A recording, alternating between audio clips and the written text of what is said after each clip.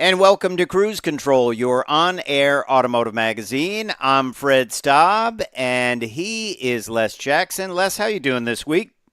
Very good, Fred. And you look bright and ready to jump into a whole bunch of stories. Obviously, I am too, and there's never a shortage of industry stories. So let's hit it.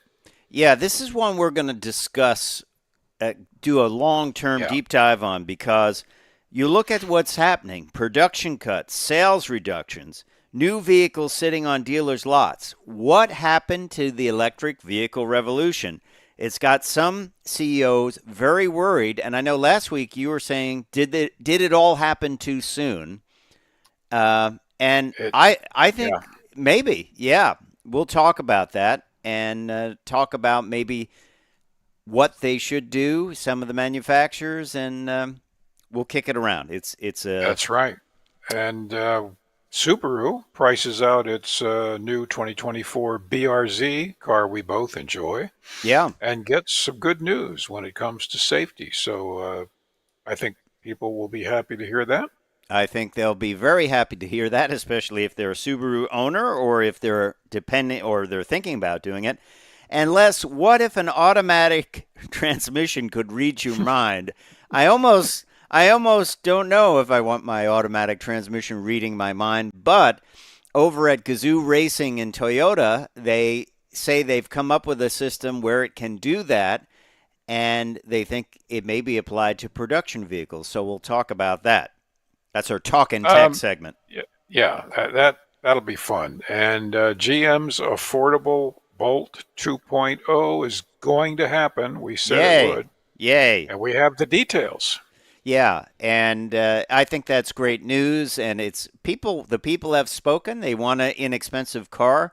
If I was Yep, commuting every day, I think I would have a Bolt. It's inexpensive. It's got good range, and it's got all the latest features like Super Cruise. And they're available, but it's got heated that's steering right. wheel, heated seats. It's not stripped out. I enjoyed mine very very much when I reviewed it.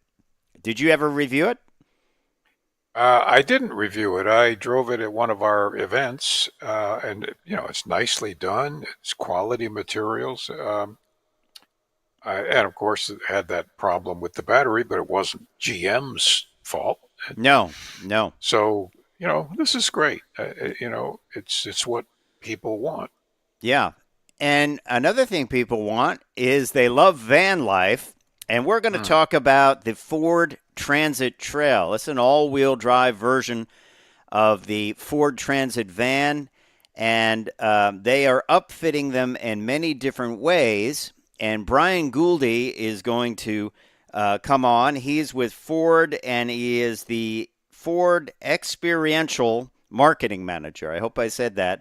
And we're going That to I, that's correct, and we're going to experience this. Yeah, what? We won't be in the van, but No, but we'll try one out. yeah, and this is they actually work with some gamers to create a mobile gaming platform. So we'll talk about Right. that and how they set Interesting. it up, and really focus also on the Ford Transit Trail. That it's just such a cool vehicle, and I like this one because it looks like it'd be a great studio truck for us. We could take it Boy, and it sure does.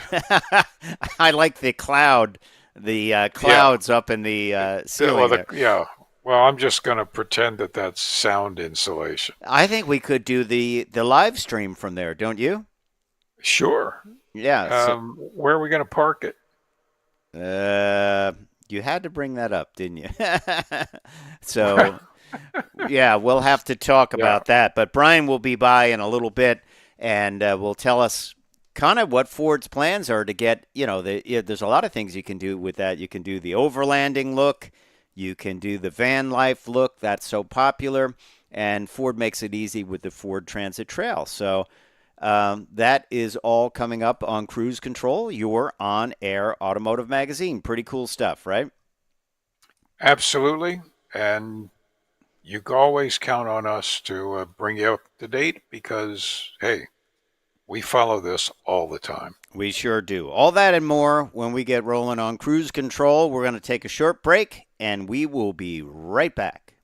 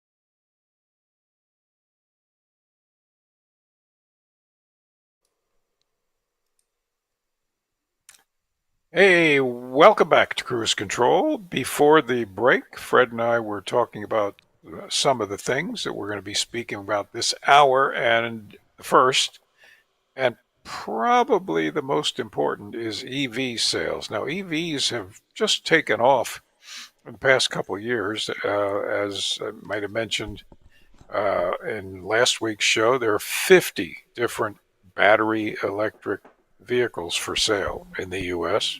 Those are full Makes and battery models. electric vehicles? Full, like, not, Battery electric, full battery, full okay, not battery. just plug-in hybrids. Okay. That's right. Like now they're 51 because the Bolt is, It's is coming coming back. back. Yeah, coming back. Uh, We're going to talk about that. but dealers have been warning the manufacturers about slow demand for several months now, and they're stacking up Yeah. unbought, I Yeah. guess unsold, and now that's the auto execs are taking notice and they're beginning to review the situation, which means, well, we better uh, readjust our sales quotas and expectations. Not to mention manufacturing. Right. I mean, I'll give you some examples of this. The demand for Ford Lightning dropped 45%.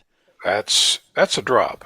That's a drop. That's a drop. Certain Mercedes electric cars are just on the dealer's lots for over 100 days. Matter of fact, one Mercedes executive, the CFO, actually said this is a brutal space to play in, the EV world. That's These are not good words. No. Even Elon Musk has warned recent earnings uh, will are because of dropping vehicle demand.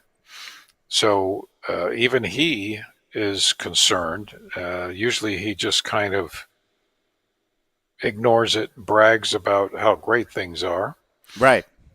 So that means discounts, which nobody makes money except consumers save money. Right. Um, and Well, then what do you think? I mean, do you think some of these are going to be pulled off the market, the niche market ones?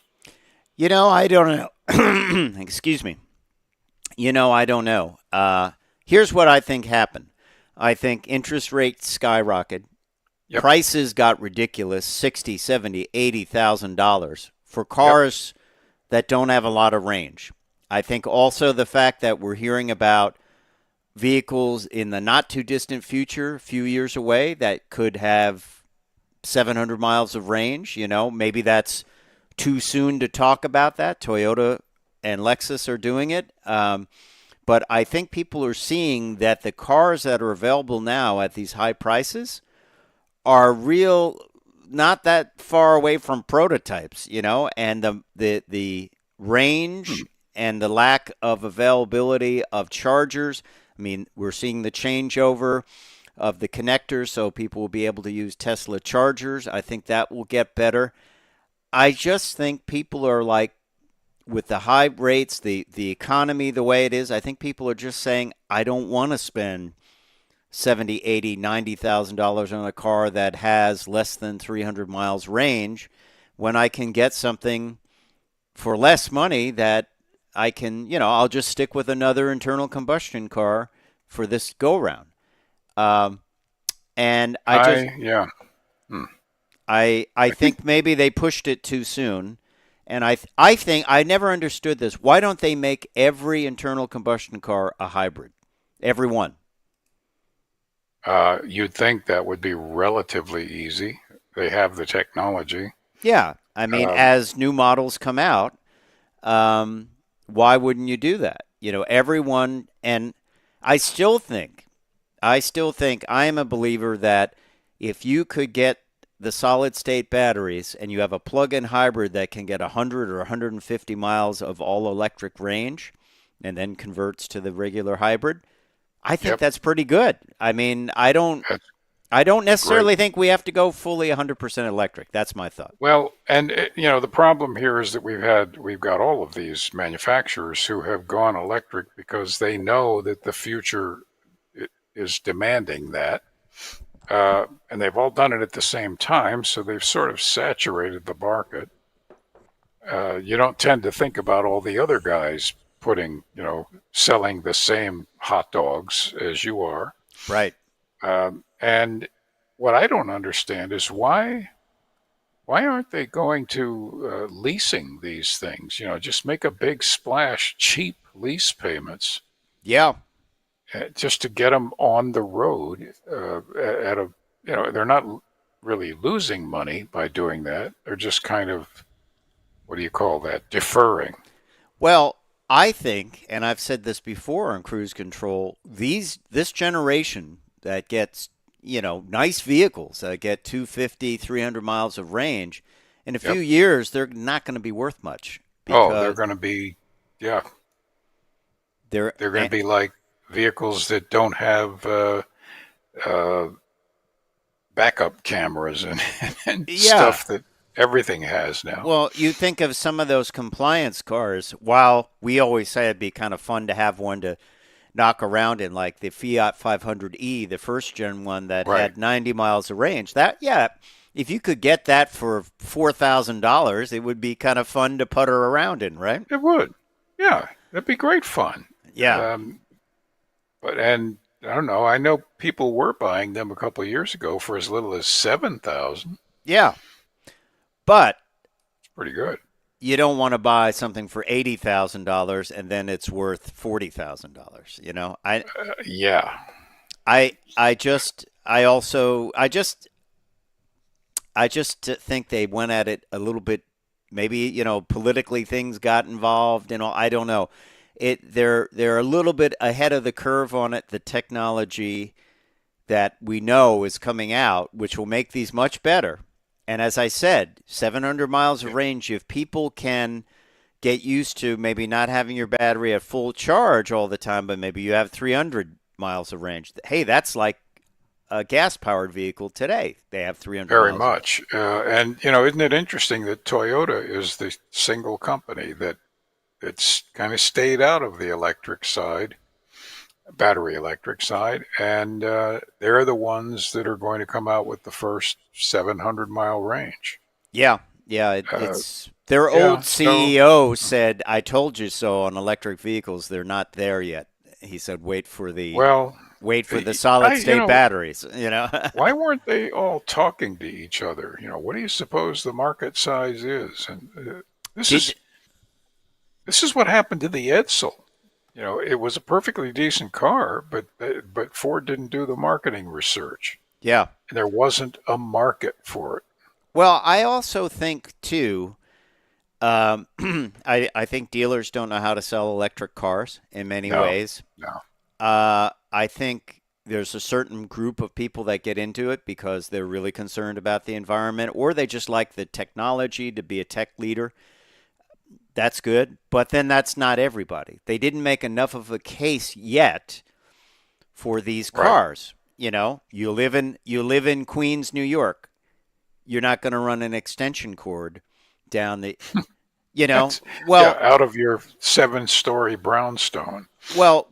for example, in our town, I won't mention it, the mayor feels all police cars should be electric. Ford Ooh, has one Mustang, um, that they, SUV that they got. They put no infrastructure and they run an extension cord out of the top window down, hang it oh, down, and brother. she doesn't understand. She thought, well, all cars are electric now, and and they need police vehicles. It's like, get the hybrid police vehicle. That's good. So I think there's a Hmm. disconnect, and and they're only 9% of the sales of total overall sales. And That's they were 1% of sales just 5 years ago. I think smart move on Mary Bauer's part at GM, and we're going to talk about it, bringing the Chevy Bolt back, because that's what they need. They need a car with incentives that you can get at $25,000 that gets that 300-mile range, and that's a good price for that vehicle with that range, and it's a decent vehicle. Get them in the door. Then, when the new Yep. technology comes, then they might step up to 30, 40, $50,000 for a more advanced car with more range. Get them in the door. Build plenty of small, inexpensive cars. Maybe people buy it as a second car, and they get their foot wet in it, and then the technology improves, and they say, hey, I'd like a little bit bigger vehicle, or I'd like a little bit more range. I think that's what they should do, and also do plug-in hybrids. Get them going when the new batteries come. Keep them in Hmm. the mix. Keep them in the mix. Don't ban them. States, don't ban them. Let them, if they have, let's say, 100-mile battery range, let those in the mix as well. That's my viewpoint. I don't know. What do you think? I think you're right. And I think that the number of buyers is rapidly decreasing. Just not that they're not interested, it's just that they're worried about the economy. They're worried about, well, am I going to have enough money 6 months or a year from now Right, for my regular expenses? I'll hold off. right. And that alone cuts down the A market. So I think we're going to see a lot of these just sitting on dealer lots for quite a while. Then, we'll be reading about factories furloughing some of their workers. But Well, man, I can't predict what's going to happen in the short run. no, no, and we'll cover it on cruise control. Just a couple of points on that. The Silverado EV production of that, unrelated to the strike, UAW strike, has been put off by a year. That's the That's a next. long time. That's the next thing. You say, "Hey, I Yeah. want that," and then you can't. You go to the dealer and like, we don't have those. I even do that when we're going for press cars. It's like, what about this? Oh yeah, well they announced it like a year ago, but it's not out yet. Great, you know. So Yeah. so that's a problem. And the other problem, Les, is more people are defaulting on their auto loans than ever before. A big percentage. A It, big percentage. So this isn't good. no, Uh, it, all of this is just adding up, and it's. I think the overall take on vehicles. Period. This year is going to start dropping. yeah, yeah, I agree. People just, they can't swing what was it, a 90-month loan? You said? 90 months now is available. Oh, wow, wow. Wow. Hey, let's move on. We have our guest coming up, Brian Gouldy, who will be coming in and talking about the Ford Transit Trail. We're excited. to have him on. But let's talk a little bit about the Subaru BRZ. Here you go. Here is, we were talking about electric Yeah, vehicles before, but this is a rear wheel drive vehicle and a fun vehicle. Uh, slick looking too. the 2024 model that's coming out, a new performance focused BRZ TS trim. It's going to get eyesight driver assist technology standard across the model line. If you remember, Les, if you had a manual transmission in this BRZ, you could not get the Right. eyesight, No. but now you can. And a standard Subaru Starlink 8-inch multimedia system. Starting price $30,195. It's a rear drive, basically two-seat. There is a back seat, but you probably couldn't fit in it. Nobody could. Um, but let's talk about it a little bit. It's powered by a 2.4 naturally aspirated 228 horsepower Subaru Boxer with a 6-speed close ratio manual transmission or a 6-speed electronic direct control automatic transmission. The advanced safety system includes adaptive cruise control, pre-collision braking, lane departure, and sway warning, and lead vehicle start alert, which I don't know about you, but I like that, where it says the vehicle in front of you has left if Yeah. you're at a stoplight, or A in. lot of people need to be reminded. Yeah, I I, mean, I use the horn, but I'd rather be more polite. you can get it in the BRZ Premium, the Limited, or the all-new BRZ TS, which comes with an STI-tuned front and rear Hitachi dampers and high-performance Brembo brakes, including gold-painted 4-piston front calipers and gold-painted 2-piston rear calipers, larger pads and rotors with more fade resistance and pedal feel, with 18-inch wheels, dark gray metallic finish, with two 1540 R18 Michelin Pilot Sport tires, and some additional badging. Actually, that sounds pretty good. The braking and the Yeah. tuned suspension. So let's talk about pricing on this. This has always been they're not that bad on pricing. And we told you it starts around 30,000. So the premium starts at 30,195. The BRZ Limited with the 6-speed manual is 32,695. Right. The Limited with the 6-speed automatic is 33,645, and the BRZ TS, which only comes with the manual, I believe, is 35,345. Fun little car, wouldn't you say? Actually, yes, and it's in many cases cheaper than a Miata. Yeah, I Uh, mean, I as I said, More performance. I always risk upsetting our automotive journalist friends. Yes, I would Yes, definitely have this over a Miata. I I would enjoyed it. too. Plus, it's pretty neat looking, and it is fun to drive. It's just loaded with goodies. Hmm. And hey, Subaru is a heck of a good brand. So you can't go wrong. Destination delivery is 1270. Well, Tw- actually, 11,120 for some states, but not the state you live in. Uh, right. Otherwise, it's more. Yeah, for retailers in Alaska, it's 1270. Yeah. So interesting stuff.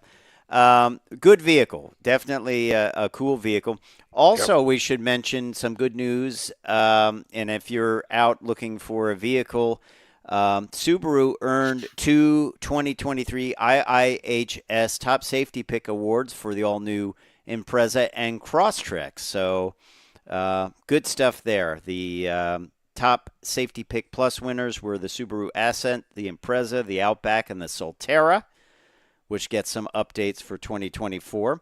And the top Safety Pick winners, these are not the Plus winners, are the Subaru Crosstrek, the Subaru Legacy, and the Subaru Forester. So there you go. I see we have our guest, Brian Gouldy, who is with us, and I'm going to bring him on because we're going to All right. talk. We're going to talk about Ford. That's Uh, Or Transit Trail. Ford Transit you guys hear Trail. my kids? Sorry. That's okay. That's Yep. all right. Brian, welcome to Cruise Control. We figured your team has been having fun building these Ford Transit trails, having some fun with it. But we thought we would start with what is a Ford Transit Trail, and it looks to be a great starting point for whatever you want to do. A lot of different options. Yeah, definitely, Fred. It's a very versatile van for us, and in comparison to like the regular Transit, the Transit Trail comes equipped with a 3.5 inch lift off the assembly line. It's got the 3.5 liter EcoBoost V6 engine, and that's boasting 300 horsepower. So Wow. it'll get you going in a hurry, and then it also has a lot wider stance and all terrain wheels and tires straight off the assembly. So it's pretty capable right off the get go. Hence, that's why you have those three lights on the grill. I know that's kind of what happened with the Raptor. If your vehicle is a little bit wider, I believe that's a rule that you have to have those on. But they look cool too. So, They do. and the thing about this, Brian, is this vehicle is it's like a clean slate. It's designed for upfitters. People can do it themselves. Van life. I mean, how are people using these things? Oh, there's so many ways people are using these. I mean, we've had really positive feedback since hitting the road. Obviously, it's out there in production now. It's built right here in our Kansas City assembly plant. The do-it-yourselfers. I mean, I've seen several of my friends. They use the van for motocross or for camping, mountain biking. One of my friends has a really cool setup for mountain biking. He's got these three sliders that slide the bike out, Yep. the bikes out the back, and living quarters, refrigeration. You name it. I think I've even seen one with a portable shower and restroom attached to it. So I mean, Wow. the sky is the limit. You can go as small as you want, or you can go as big as you want with these things. Um, do most people who buy these spend a lot of time off the road, or is it more like fishing expeditions and actually even skiing expeditions? Skiing would be That'd be great. Yeah. fun. Yeah, Put a definitely. stove I in it. mean, the sky's the limit. I think with this van, I mean, the company hit a home run with it. Again, fully customizable, design a thing the way you want it. But yeah, this van is built to go off road and get you to places that you normally couldn't get to in our regular transit. Yeah. It's funny, Brian, you mentioned about mountain biking. Where I do my photography and video for press vehicles is a mountain biking state park or county park, one or the other. But there are some very impressive vans there. People come in, they're geared up. They've got like a a workbench that raises up so they can work on their bike. They got all kinds of Yeah. gear. Wow. It's pretty intense, Les. I always am pretty amazed about the vans. Some of them are painted up with cool colors, and it's neat. How else, Brian, are people using? We're going to talk about one very unique use that your team came Yeah. up with, but how else are people using these vans? Is it people kind of converting them themselves, or do you send them to companies to be upfit, or how does that work? Yeah, I mean, you could go either way, right? Just a matter how ambitious you want to be with it. I've seen professionally upfitted vehicles such as our gamer van that we'll talk about, and then people that just kind of want to mod it out for maybe their business, a small business owner. I've seen electricians, plumbers, you name it, dog care companies. There's all kinds of uses for this, and Ford we're for the builders, right? So we want to be able to enable these types of small businesses to go out and get what they need to do done. And I think that part of it kind of lent itself to our most recent project, the Ultimate Gamer van, as you can see there, and a lot of the gaming seems like it's transitioned to a lot of content creation and building within these games. These the players will build worlds and structures, all kinds of things, and that's kind of what we wanted to support. We wanted to get into that pop culture lifestyle with this van, and what better way to do that than to enter through the gaming community. When we were prepping this show, I said to Les, this looks like an ideal mobile studio for our show. Take it to car shows Absolutely. Yeah. Do Perfect. the show. But let's talk about what you did. Obviously, I see a lot of gear. I see some podcasting gear and racks of electronics, which I'm familiar with. But what did your team do to this Ford Transit Trail? Yeah, we partnered with Full Squad Gaming, and we kind of took their lead on how they would build their ideal mobile gaming system, and so comes equipped with couches and storage and everything you would need to go live and stream or do a podcast or game at the highest levels. You could see we had it equipped with a few Xboxes in the back, but that wasn't it. We had, the computer setups in the front too with the monitors. They had refrigeration for when they wanted to have a drink or something to cool them off. And Yeah. this team right here, they took it on a road trip for us. I'd be remiss to say the company that did our upfit, based on their feedback, they're called the Bait Shop out in New Jersey. So I think they really hit the ball out of the park for us with this one, even down to the custom wrap that we did in partnership with Full Squad. It looks really good. I'm telling you, Brian, my other world is in TV production, in editing. I was like, I could just take this anywhere and edit anywhere. What are they using for Yeah. connectivity to the internet? Well, they've got their standard equipment for that. So I'll give you a little background on. I guess I'll start with talking about the tour that they went on, and then kind Sure. of lead into that. So the FSG team, they start out at their NRG Castle in LA, and that's where we debuted the van. And then we took it on the road, starting in a suburb called Sawtell, and we interacted with college students, and we had games and challenges, and they could win prizes and things like that, and get their feedback on what they thought of the van. And then from there, we went up to Mount Care out there in California, and they had a team member, Sapnap, out in the woods, fully remote. The only thing powering the van was our all new F-150 Lightning. Wow. And so that's how Wow. we supplied the power.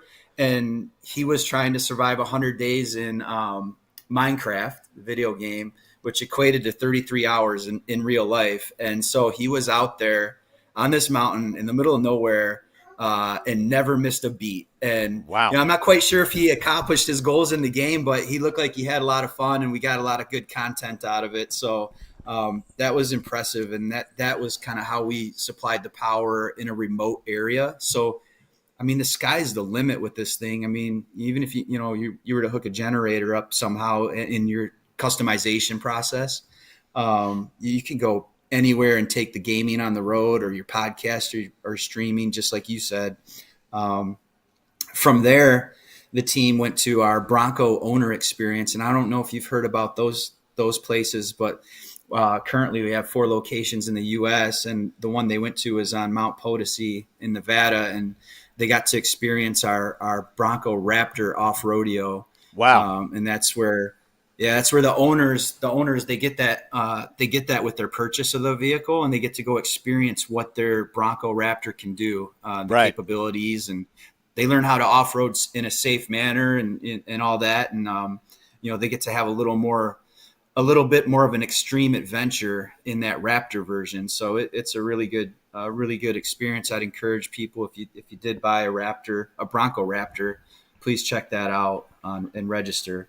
And then from there, we culminated our trip at TwitchCon in Las Vegas, and that was a large gathering of the gamer community and a big showcasing for, what's new and exciting in that industry. And I'm telling you what, our main part of our display was the van, and we had a pretty simple setup or a footprint there, and it was a hit. I mean, everyone that walked by, they're just amazed at, oh my gosh, look at this, and what a Yeah. unique way to take this on the road. And I think it really showed, some of the community, like, hey, I don't just have to be where my setup is anymore. If I wanted to go down this road and go travel across the country and see the United States or do whatever, I can still do what I like to do.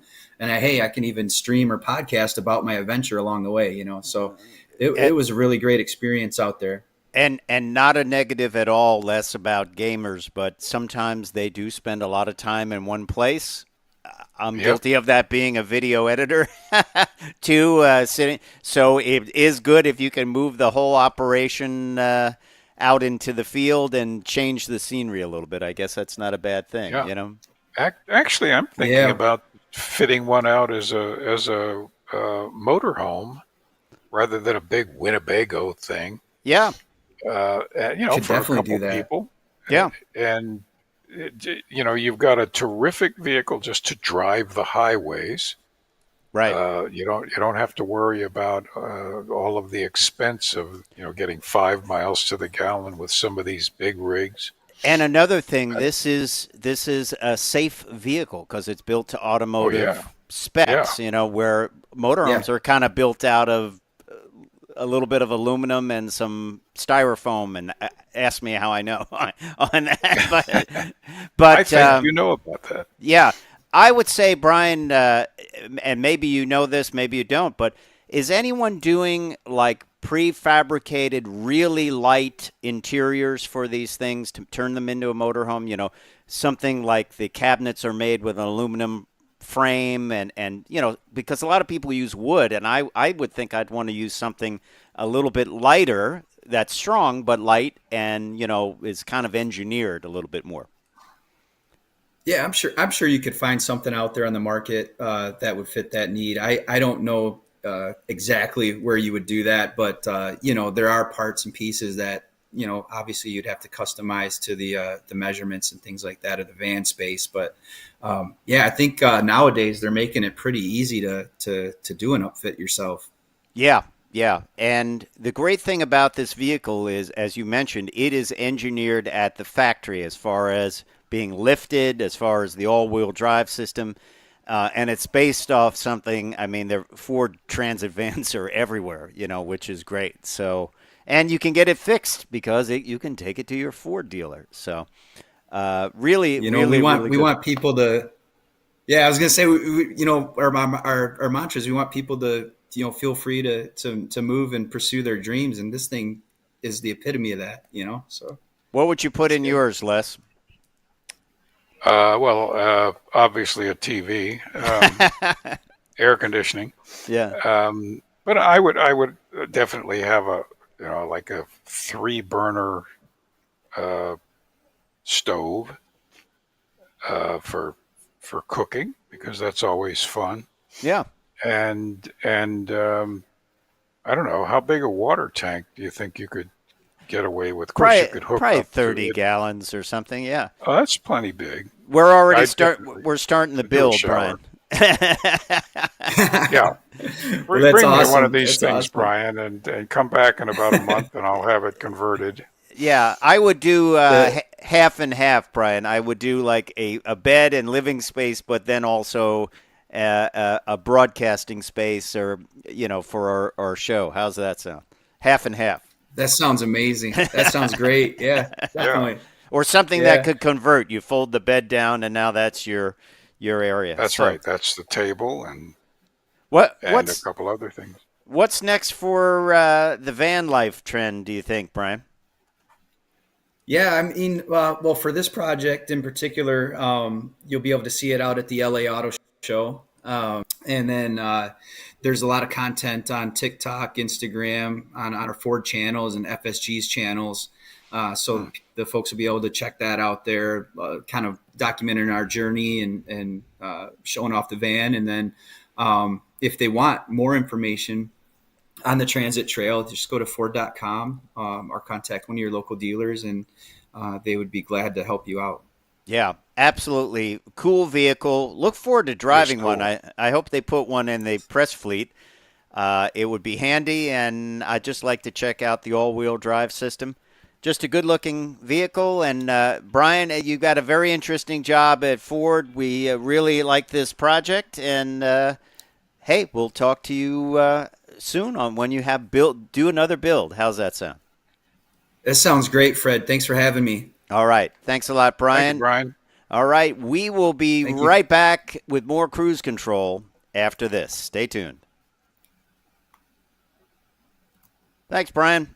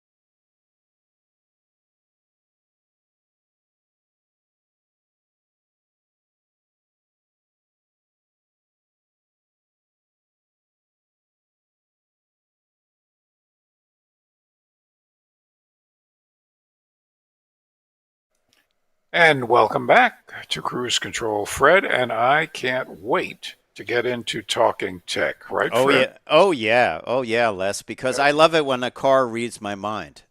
Exactly, because this mind of mine is like a cluttered attic, um, and nobody's climbing up to empty it. So Toyota's been testing its new direct automatic transmission. That's what they call it. In motorsports of all places, and so far so good. Yeah. Um, and this is really cool because they've got actually Toyota chairman and former CEO Akio Toyoda, Hmm. also known by his racing pseudonym Morizo. Okay. How about that? Uh, this guy's a car guy. He's tested a Yaris equipped with the new gearbox. I suspect this is a pretty fast Yaris. I But would anyway, I would imagine so. It yeah, it's how do we it's cool. describe this thing?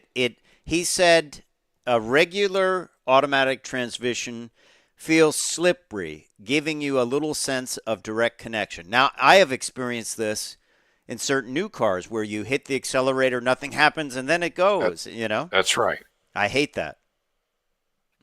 Yeah, so it has the shifting paddles, of course, are going to be offered. But the transmission is smart enough to know what all of the demands are. So it responds to the gas pedal input really, really fast. How many microseconds? Let me just get that. 14 hundredths of a second. Oh, wow. Uh, it's so I mean far faster than anybody can do, any human. And that's important. It'll even give you better gas mileage. But the idea is a transmission that is not, well, should we say it's thinking for you? Well, I wondered if this is like, at one point, both Rolls Royce and Kia had a transmission that worked with GPS. So it knew, like, you're on this Right. road and a big hill's coming up, and I know you're going to hit the hill at a certain amount of time. In a certain amount of time, you're almost there. I'm going to downshift ahead of time. Right. So Right. it's almost as if it's the same idea, but maybe not using GPS. And as I said before, I've encountered in the vehicles we test, and you have too, certain vehicles have dead spots in their transmission, Oh or boy. or it seems like they're confused as to, pick a gear, any gear. And I think they have been engineered for fuel economy so far that they become unresponsive. So, like, Yeah, we're maybe, talking about, yeah, spirited driving, not reckless driving, but well, like, I mean, like, I need to make a left hand turn because traffic's right. coming and I hit the throttle and nothing happens. And It's it just, just, yeah, it acts like a turbocharger that wants to wind up. yes. No, you're looking for response, and it just seems like it doesn't know which gear it's supposed to go into. So what do you do? What do I do? You stand on the accelerator Yeah. and just try to get every bit of power you can because cars are coming in the opposing lane. Yeah. Yeah. Yeah, So maybe this will, handle that. What do you think? I think so. The big thing is making it work for everyday driving all the time, uh, rain, shine, age, everything else. Yeah. Yeah. They're Well, pretty good at it. yeah, absolutely. Well, let's talk about something we alluded to a little bit before. Kind of neat what has happened to the Chevy Bolt. Uh, Remember, that is the entry level electric car. I think it sells for about $28,000. It has decent range, around Right. 59 miles if you get this smaller version, and then they have a sort of a crossover. It's not that big a difference really, the EUV version, but uh, they were going to eliminate this vehicle for actually a reason that the battery pack was the old design. It's not the Ultium battery pack that GM's going to be using in their vehicles going forward. And they thought, well, that's the end of it. We're not going to have an affordable Bolt anymore. We're just going to have to go with the Equinox EV, which is promised at 30,000, but will probably be more than that. Well, it was announced that Mary Barra heard what people were talking about, and they decided to make a next generation Bolt, right? Which is kind That's of right. amazing. They listened. Well, they're looking very carefully at the markets, and this is the first one that's going to have the Ultium-based battery, Mm-hmm. uh, which is lithium iron phosphate, Okay. which is yet a different form. It's easy to do the engineering. They've already done the engineering. Yep. So this is going to be a game changer, I think, because it's as every bit as affordable as any other vehicle can be, Yeah. and you got dealerships everywhere. Yeah.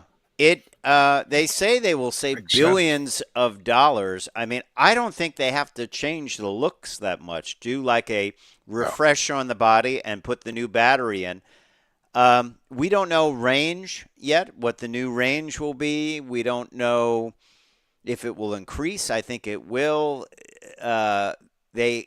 It seems like they might just build the EUV version of it, which is the little bit bigger version, which typically got a little less range in the old batteries. The good thing is they don't think the name was damaged by the battery fires or the old batteries, which were made by LG, not GM. So they're going to keep the name. I'm kind of excited about it because I think, as I said earlier in the show, this is what people need. They tip their toe Yeah. into with a smaller investment, and it's a great second car. And if they do, you think they'll be able to pull 300 miles out of this thing? I bet they will. I bet they will too. The average household has 2.3 vehicles, That point so three vehicle is hard to that ride point in. three can be about but if you've got one vehicle that you use for trips, this guy can be used for errands, shopping, driving to Commuting to school. work, yeah, if you're close. Uh, it's a local, but you know it just makes perfect sense. Yeah, and they're going to save money. People liked it the way it was. Yeah. I think it's cool, and she even said the old school idea, but I agree with her completely. Maybe they'll start with this, and then they'll upgrade to a Blazer EV or something Yep. else down the line, or they'll say like, "Hey, my investment in EV wasn't bad. I think I'll step up to something else." So I just think this is the way to go. You can't just tell people now you're only allowed to buy electric cars and this is it. And it's $80,000. you know, I, Exactly. I people don't like to be forced in. I'm more of a carrot than a stick guy. Like Yeah. tip Yeah. your toe in, try it, see if it works for you, and then and believe me, I enjoyed my time. I had the Bolt EUV, and then I had a Bolt earlier that was just the regular one.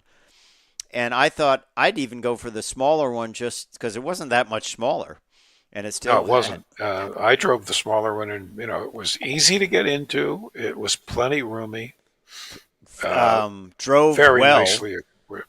Yeah, it had plenty of power. I Yeah. thought it, Oh, it yeah. it could chirp the tires when you're pulling out from side road or something. And I thought, this is great. I'd love to commute in this. It had a great sound system, navigation, heated steering wheel, heated seats. I mean, everything. It was comfortable, Yeah. safe, had all the safety stuff. I would have no problem with that. And I think it's going to be great. I think they're going to bring it back in 2025, a 2025 model year. So think Yeah. It about it. won't be quite ready next year, but But it's really nice. definitely it makes sense, and I'm glad they listened to people, and I'm glad they brought it back. So, and I'm glad that you listened to Cruise Control Radio, and I'm sure Les is as well, right? Me too. Yeah, Yes. yeah. So we are going to say I'm Fred Staub. I'm Les Jackson. We're going to see you down the road. Bye.